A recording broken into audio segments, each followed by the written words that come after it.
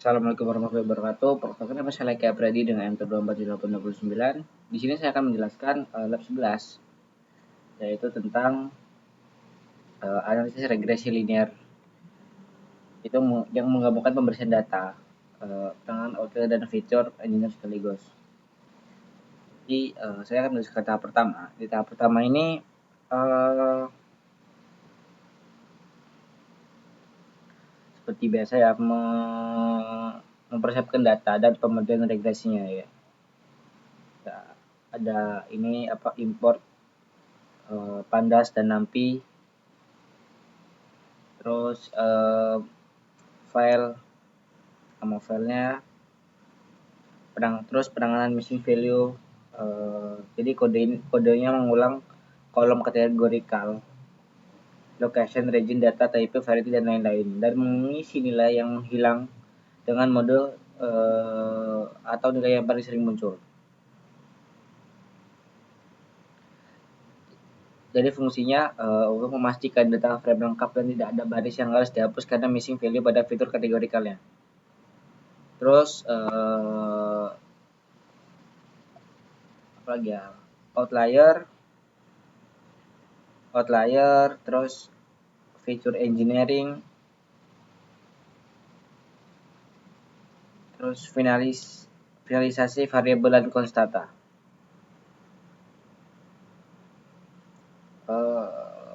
Jadi di outlier itu kan agar modelnya lebih stabil gitu.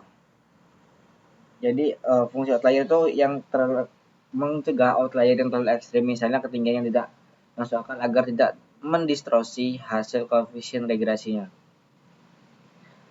Terus feature engineering itu fungsinya mengonversi fitur kategorikal menjadi variabel biner, di mana setiap metode memproses menjadi kolom independen baru yang dapat dibaca oleh model regresi. Terus variabel konstantanya, oke. Nah, di sini kita masuk ke tahap 3, yaitu pemodelan dan analisis regresinya. Di kode awal ini menggunakan PD to numeric ya. Jadi pada variabel y itu menggunakan arrow scourge. Variabel y ini arrow scourge dan data skor total dan semua kolom di X-nya ya. Jadi fungsinya ini adalah langkah pencegahan error yang sangat baik meskipun Anda telah walaupun kita udah ngelakuin cleaning di tahap 1. Jadi langkah di tahap 3 ini memastikan bahwa jika ada sisa nilai non numerik yang terlewat, nilai tersebut diubah menjadi none karena status model library yang digunakan untuk OLS tidak dapat menangani nilai none. Juga baris-baris yang mengandung none tersebut harus dihapus. Community Devin ya, problem sebelum pelatihan.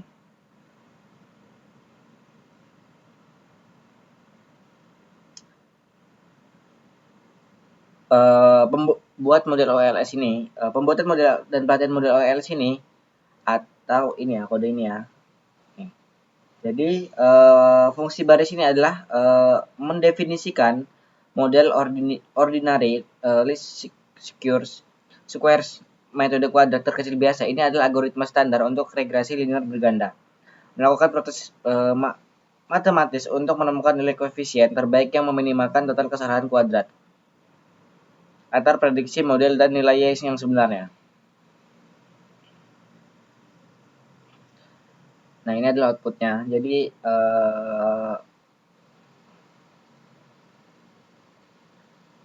ini nilai koefisiennya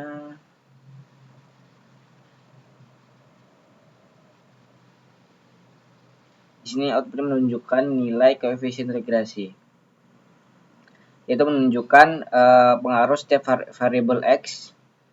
Terus nilai R-nya menunjukkan sebagai baik model menjelaskan variasi y. Selanjutnya uji T atau p-value menilai signifikansi setiap fitur secara individual. Uji V menilai signifikansi model secara keseluruhan.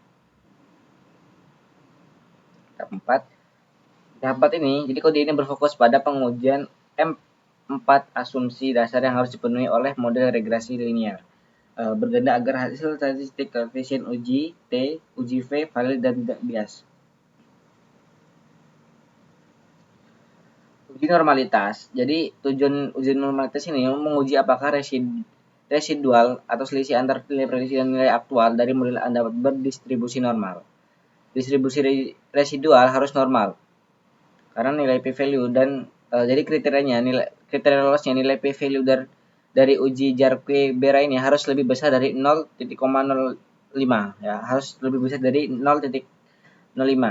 Nah, kode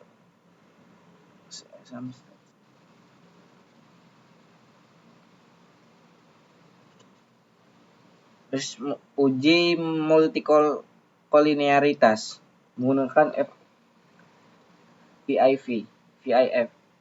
Tujuannya untuk mengukur seberapa besar korelasi yang ada di antara variabel-variabel independen. Jadi kita mengasumsikan tidak boleh ada multikolinearitas yang serius. Korelasi tinggi antar fitur X, terus kriteria lolosnya nilai Fi untuk setiap fitur harus kurang dari 10. Dalam kasus kualitas kopi, FIV yang tinggi pada fitur seperti aroma dan flavor sering terjadi karena kode skor ini secara intrinsik sangat berkorelasi. Kopi yang aromanya bagus biasanya rasanya juga enak, yang perlu diakui sebagai batasan model.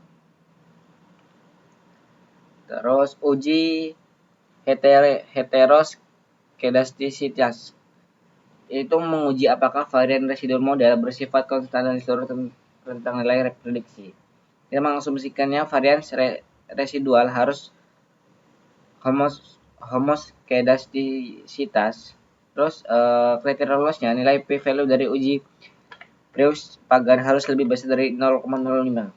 Tidak lolos, varian model Anda tidak stabil. Terus uji autokorelasi. Nah, di sini tujuannya itu menguji apakah residual yang berurutan, misalnya residual yang observasi pertama berhubungan dengan observasi kedua saling berkorelasi.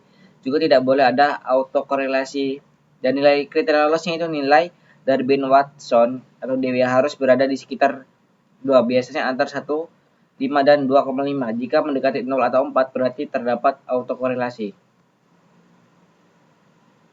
Gitu ya.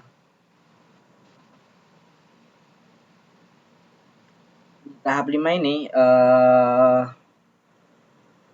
pembuatan new data ini untuk tujuannya untuk menguji model. Kita perlu 5 set data input berperiode yang belum pernah dilihat model sebelumnya. Data input ini harus memiliki struktur kolom yang sama persis dengan data training X, yang termasuk kolom konstan dan fitur hasil one hit encoding.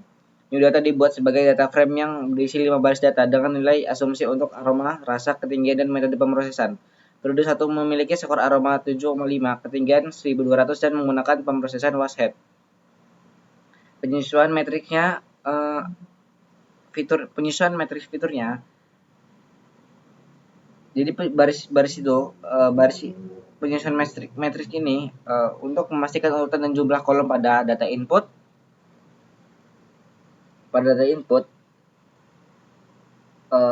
atau data new data X sama persis dengan urutan kolom yang digunakan saat melatih model X. Ini sangat penting jika urutannya salah, prediksi dan keliru. Juga melakukan prediksi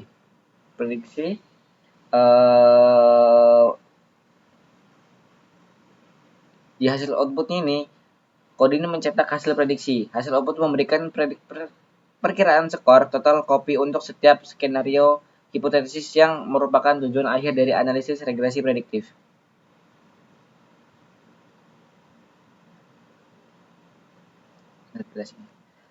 Jadi kode ini yang tahap 6 ini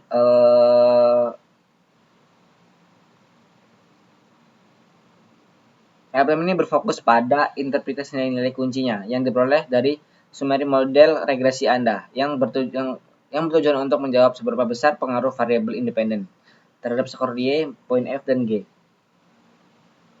Di sini ada nilai koefisien regresi model summary. Fungsinya itu menunjukkan kekuatan dan arah pengaruh setiap fitur independen terhadap skor. Quotient positif aroma flower untuk menunjukkan bahwa kenaikan 1 unit pada skor aroma atau rasa akan meningkatkan skor total. Coefficient positive washed menunjukkan bahwa menggunakan metode pemrosesan washed bernilai 1 akan memberikan skor total yang lebih tinggi dibanding dengan metode dasar yang menjadi baseline. Nilai R squared ini fungsinya adalah matriks terpenting yang menunjukkan dengan jelas model yang jika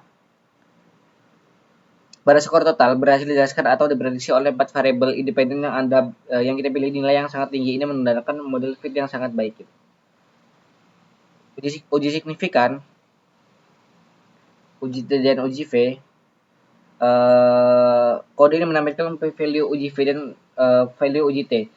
Uji V signifikan model keseluruhan, menguji apakah model regresi Anda secara keseluruhan berguna jika p-value uji V sangat kecil. Itu artinya model signifikan secara statistik dan Anda dapat menggunakannya. Dan uji T, signifikan fitur individual, p-value dari uji T menunjukkan apakah kontribusi setiap fitur signifikan jika p-value untuk fitur setiap aroma dan flavor. Itu berarti fitur tersebut memiliki pengaruh yang signifikan terhadap skor total.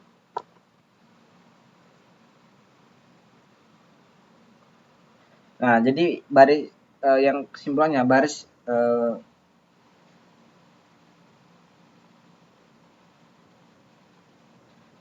kesimpulan akhirnya baris ini menyimpulkan temuan berdasarkan bukti statistik karena R tinggi dan semua fitur kunci lolos uji T. Model terbukti memiliki kemampuan prediksi yang sangat baik. Oke, mungkin itu saja yang dapat saya sampaikan. Kurang lebih saya maaf. Wassalamualaikum warahmatullahi wabarakatuh.